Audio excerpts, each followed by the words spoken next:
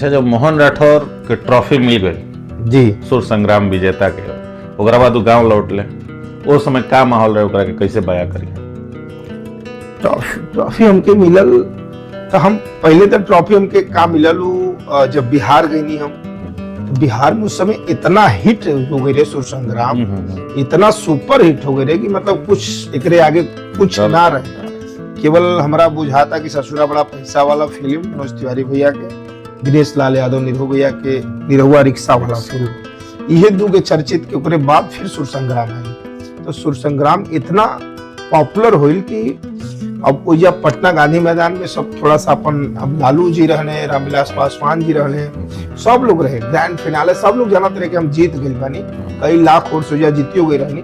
लेकिन जब भाई बोल कि नहीं चला भाई काहे के हरैबा बिहार के, और दोनों बच्चों को 25-25 लाख रुपया इनाम दे दिया जाए, तो संयुक्त विजेता हमके करा दी हो गई। लेकिन फिर भी सब लोग खुश भइल कि नहीं चला जाता, और सब मान भी लेलस कि विनर हमें। तो हम ही बता दी, आज भी जब हम सर्च करत नहीं इंटरव्यू लेवे खाती, तो अगर वो गूगल सर्च करो मोहन राठौर तो ये आवेला सुर संग्राम विजेता, ना कि रनर अप या टाई अप वाला जौन कहानी बताओ तरे मन। अच्छा, संघर्ष के दिन में हर एक आदमी के कोनो ना कोनो कहानी होला जे कि सबके उसे ना कह पावेला। का कोनो ऐसा कहानी बा मोहन राठौर के जौन बतावल चाह संघर्ष के दिन के?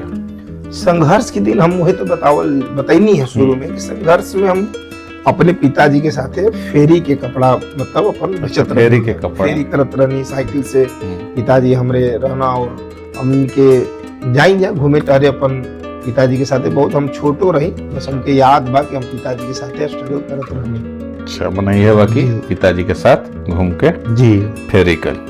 अच्छा, आज के समय में जौन भोजपुरी में अश्लीलता फुहड़पन बढ़ता, ओकरा के देख के का कितना तकलीफ होला मोहन राठौर के? कि हमने ऐसा का क्षेत्र से बनी जा जहाँ से अश्लीलता मतलब बा, भोजपुरी के कहल जाला कि जैसे शादी ब्याह होला तो गाड़ी गावल जाला, चाहे अगर खाना भी खियावल जाता तो घरी भी गाड़ी गा के खियावल जाला। लेकिन ऐसा अश्लीलता जो आज के समय में दौर में बढ़ चुकल बा, ये गलत है।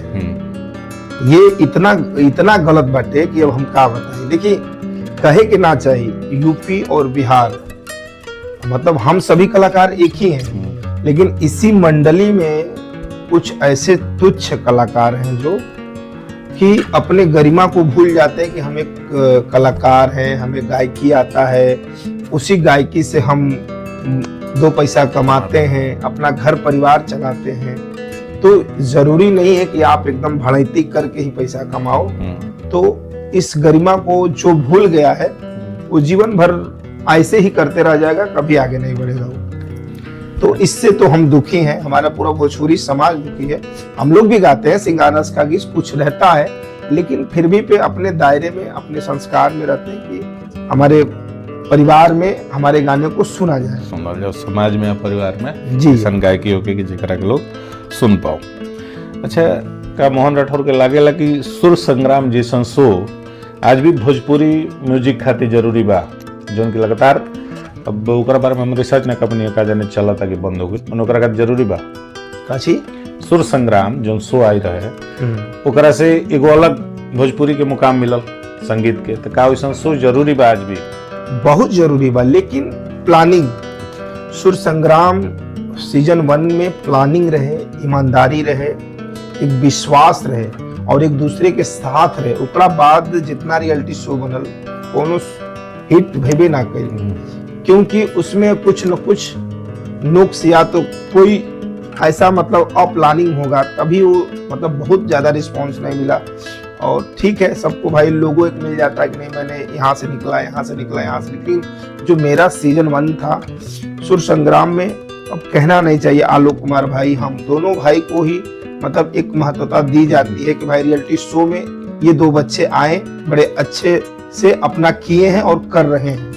तो कहने का मतलब है कि रियलिटी शो अगर आगे बनाता तो वही तरह सुर संग्राम नियर एक प्लानिंग करके बने, यूपी बिहार में पोस्टर लगे, बैनर लगे, एडवर्टाइज होके थोड़ा सा माहौल बने, तब जाके बुझाई कि ना रियलिटी शो फिर आवे वाला बा। मतलब सही गांव से निकल के। जी आजकल ऑटो ट्यून के दौर बा, तो का लगेला कि ऐसन का मने जोन दौर आ गइल ऑटो ट्यून वाला, तो असली गायक लोग के गायकी गायब होता। ऑटो ट्यून बाटे ठीक बा, ऑटो ट्यून से तक कितना करोड़पति बन गए हैं सब लोग, लेकिन वो कोई काम का नहीं है। अच्छा, वो कई काम का नहीं, तुम कमा के बस जीवन पाल लोगे, सब कर लोगे, लेकिन ये नहीं है। कहीं आप मंच पे खड़ा होके एक अच्छे कलाकार के सामने, एक अच्छे जज के सामने, एक अच्छे संगीतकार के सामने आप कभी सुर में आप गा ही नहीं सकते हो। ये चीजें हैं। और ऑटो ट्यून सब लगाता है, सब लगाता है, और हम लोग भी लगाते हैं ऑटो ट्यून, ऐसा नहीं है। लेकिन रियल चीजें भी तैयारी करके रखनी चाहिए उस सिंगर को जिसको गाने नहीं आ रहा है। अगर आप ऑटो ट्यून के सहारे चल रहे हैं तो ये गलत है।